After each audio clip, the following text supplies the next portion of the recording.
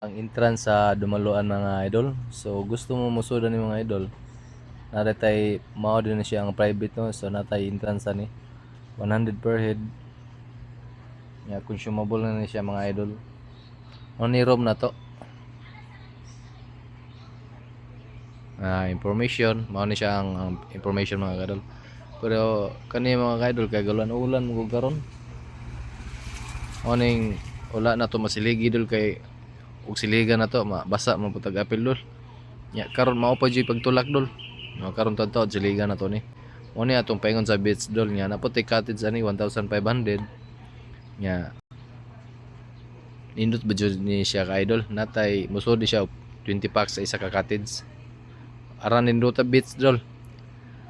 Kay giniatiman mo guni siya dol mo nang nindot kay atong beach. Nya hinlo kayo ba. Mo ni siya paingon sa beach dol.